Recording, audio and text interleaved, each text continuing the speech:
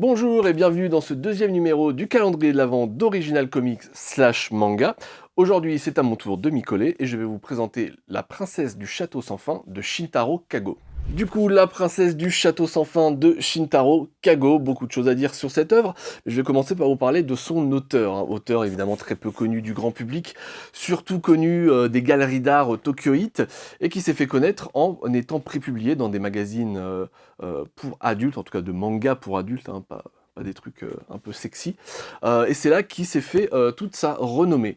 Alors Shintaro Kago, il est connu pour être un des maîtres de l'eroguro. Alors l'eroguro, si vous ne savez pas ce que c'est basiquement un mix, enfin c'est un terme japonais un peu pour définir ce mix entre grotesque, gore et érotisme. Donc c'est vraiment un mouvement artistique très particulier, qui n'existe pas d'ailleurs que dans la bande dessinée, ça existe tout aussi bien dans la littérature japonaise que dans le cinéma. On peut connaître notamment, les amateurs de cinéma bis connaissent probablement le couvent de la bête sacrée, chef-d'œuvre s'il en est.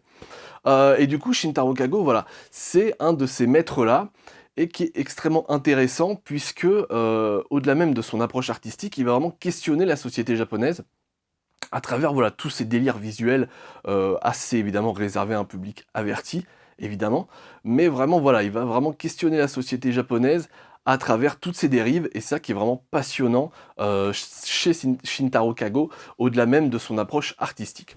Du coup, La princesse du château sans fin, pour pitcher un petit peu l'œuvre, grosso modo, contexte de base, Japon féodal, Oda Nobunaga, le shogun, vraiment règne d'une main de fer sur le pays. Et tout simplement, l'un de ses vassaux va tenter de le défaire tout simplement de son trône. Évidemment, voilà, ça va pas se passer comme prévu. L'un des deux, je ne vous dis pas lequel, va mourir lors de ce duel, lors de cet affrontement.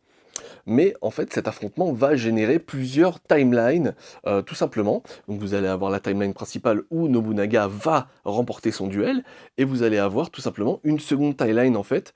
Grosso modo, le récit va se diviser dans un premier temps en deux parties, où vous allez avoir effectivement une timeline où ce sera le vassal qui a voulu se rebeller qui va remporter son duel. Et en fait, tout le concept de l'œuvre va être celui-ci. Vous allez grosso modo, le récit va se passer dans un château typique japonais, évidemment, Japon féodal, on connaît.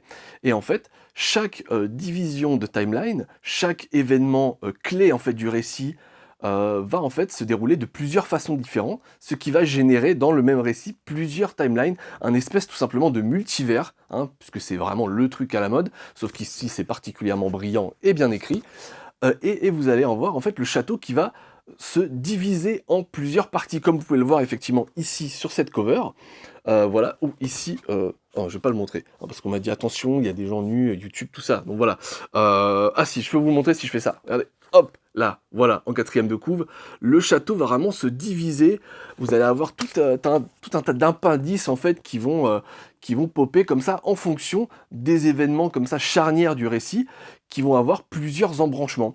Voilà, donc par exemple dans la seconde timeline, où ça va être le vassal qui a remporté son duel face à Nobunaga, va y avoir évidemment de multiples personnes qui vont tenter de défaire le nouveau shogun, évidemment.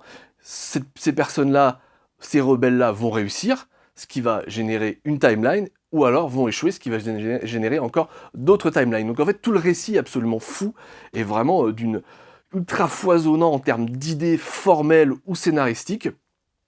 Et encore là, je vous ai vraiment raconté que le concept de base. L'histoire, c'est que la fameuse princesse, qui en fait est la femme de Nobunaga, va en fait tout simplement vouloir, dans la seconde timeline, si vous avez bien suivi, se venger de la mort de son mari et défaire le nouveau shogun. Donc c'est ce personnage-là qu'on va suivre. Évidemment, elle va se balader entre les différentes tours, donc les différentes timelines, etc. On va découvrir énormément de choses. Voilà, c'est complètement fou, complètement foisonnant.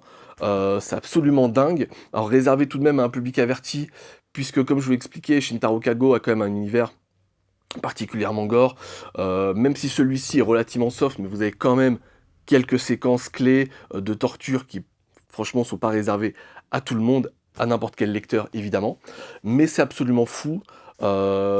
Vous allez le voir, effectivement, on va vous montrer quelques planches, c'est absolument dingue en termes de détails, la façon dont, à travers chaque tour, il va définir comme ça, la société japonaise, hein. Comme je vous l'ai dit, Shintaro Kago, vraiment, son propos de base, vraiment, c'est, la réflexion sur la société japonaise, que ce soit la société japonaise actuelle ou d'antan. Et il va vraiment, la façon dont il va vraiment structurer en fonction des castes, les différents châteaux, les différentes tours, c'est absolument, fascinant, c'est absolument passionnant.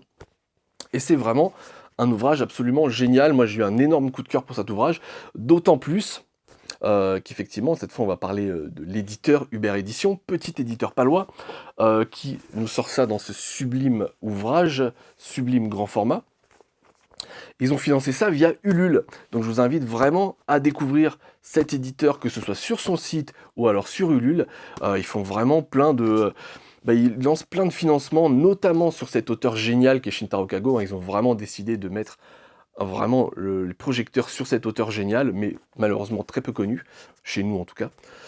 Et notamment, ils ont prévu l'année prochaine de sortir Dementia 21, qui est probablement le chef-d'œuvre de Shintaro Kago, là aussi, pour le coup, récit beaucoup plus moderne, où on va suivre une jeune femme, je vous en parlerai évidemment quand ça sortira en février prochain.